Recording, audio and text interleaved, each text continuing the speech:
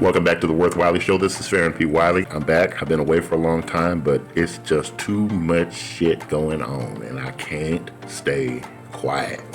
What is the debate between pacifist approaches and activist approaches to things that are going on in the country right now? Are we really in this all together? Or is there some benefit in engaging in separatist ideologies? How does it make you feel that there are certain people in this country that are trying to make certain parts of this country completely white rule? What do we benefit from separatism? Is there a benefit from separatism? The idea of good versus evil and the slow intoxication and or destruction that comes from apathy. Are we evolving as a species or de-evolving? All of that and more on the Wiley Show.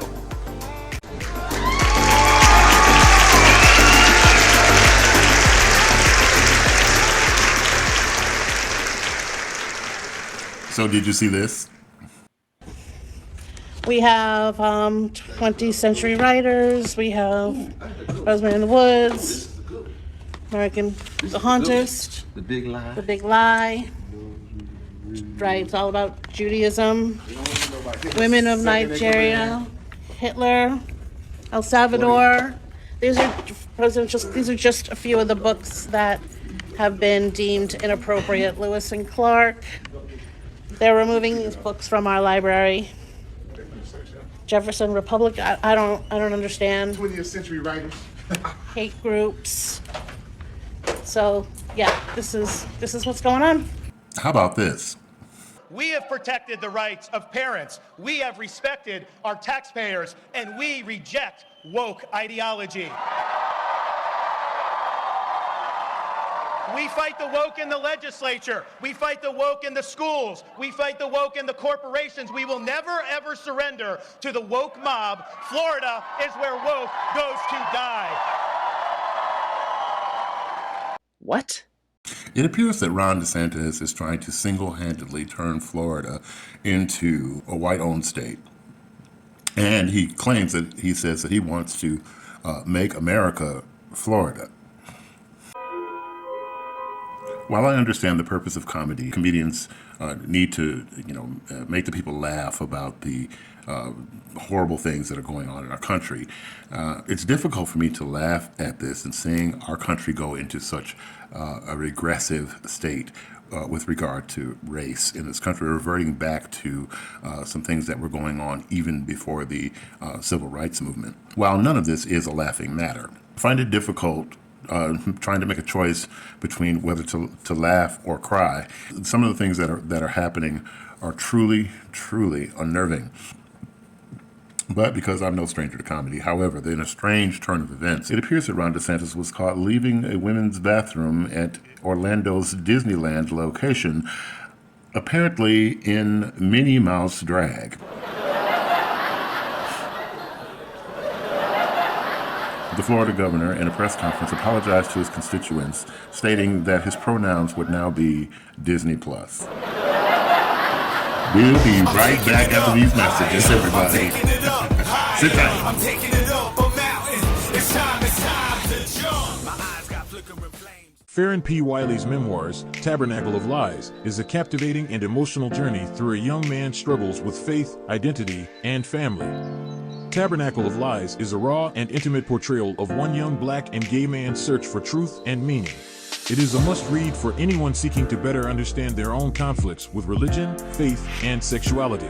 Get ready to be moved by Farron P. Wiley's powerful and honest memoirs.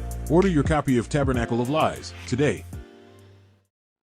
It's gonna be twice as bad here in a few minutes. You do it while I'm preaching. I'll take this microphone and bust you in the mouth with it in the name of God, because we ain't playing your stupid Democrat games up in this church. You hear me? Play games, you might as well pull your shirt off and be a big boy and do it right now, huh? Go ahead, big girl, come up here right now. If you're gonna do it, you might as well do it right now. If I'm making you nervous, there's the door. You can get out. Don't let the door hit you where the good Lord split you. You can get up out of this house right now. We ain't playing your games in this house. Get out.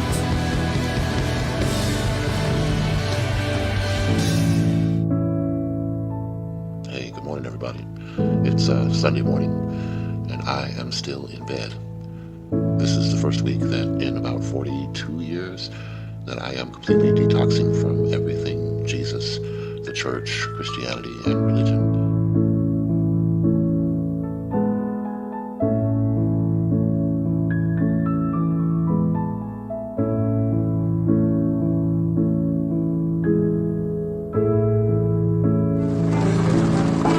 So there we go.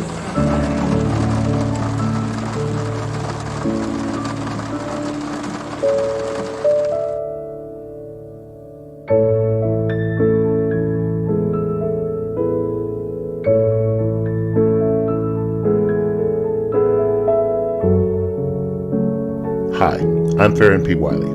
I was in the Christian faith for 42 years. I was a full-time pastor for 10 years and spent several years working with children, adolescents, and adults in mental health settings. I am also a survivor of childhood sexual abuse at the hands of clergy. And now, I'm offering my time, expertise, and experience as a self-actualization life coach, specializing in assisting individuals to recover from Christian-based religious trauma.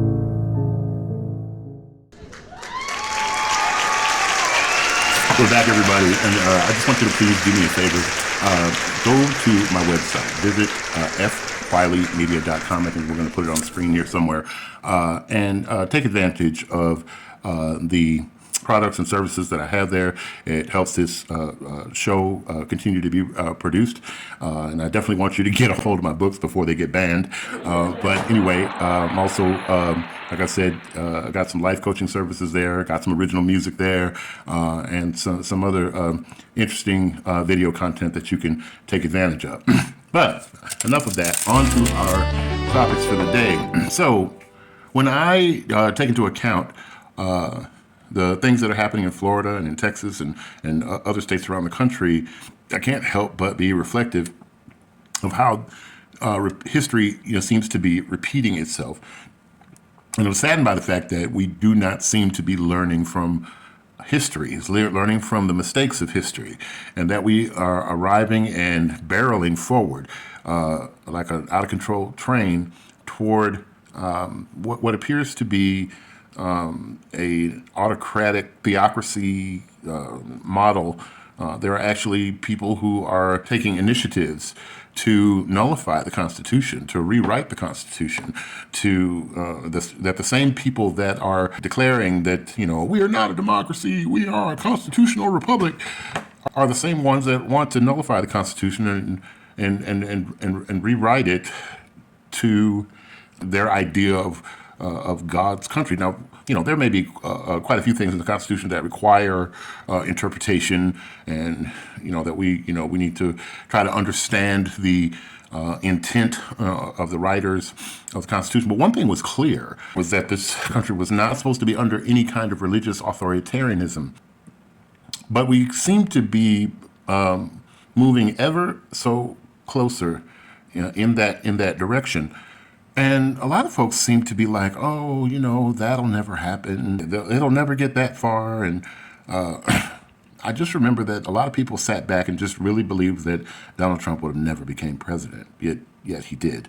Unfortunately, we have been lulled into this sense of naivete, so much so that we have allowed our government officials to take this country to a place that I don't know, if we can come back from that once we cross a certain threshold. I'm interested to hear from you guys, about what your thoughts are. As we're maybe a little over 500 days away from the presidential election already. I just can't believe how fast these 4 years, these 3.5 whatever years have gone by, and another election is already upon us. And it appears the NAACP has already issued a travel advisory to declare Florida as a hostile entity against people of color, and to refrain from visiting there, moving there, spending your dollars there. And honestly, I'm in agreement. I wouldn't go in there anyway, but if you are a person of color, given the things that Ron DeSantis has declared, and the things that he's trying to do that directly oppose people of color, LGBT people. It's just not something I would be lending my dollars to. The whole thing with Disney, I think, is not going to go well for him. But we've seen stranger things. So, what are your thoughts? Leave some thoughts in the comments and let me know. This is probably going to be an ongoing conversation for me all the way up until the election. So, let's discuss it. Let's hash it out. Let's strategize. Let's figure out what we need to be doing in order to preserve a way of life that represents true freedom, that represents truth, that represents the core of what this country was all about. I'm working real hard to not be pessimistic here. I'm working real hard to not be pessimistic. But yeah, these are the things I think about every day. When I wake up, like as a 55-year-old man, I am deeply concerned about what my golden years are going to look like. And not having the same amount of energy and strength to, fight the way that I was able to before.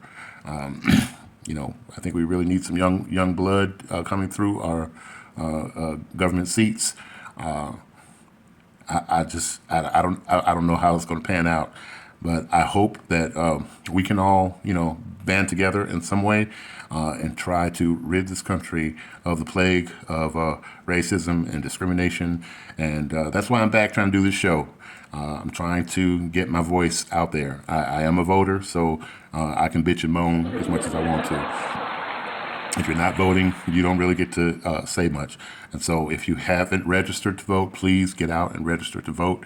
And don't just vote in presidential elections, vote in local elections, because that's where it really, really matters. In the meantime, keep your chin up, smile, go after the things that make you happy, and, continue to vote your interests. This is Farron B. Wiley signing off for the Worth Wiley Show. I hope it was worth your while.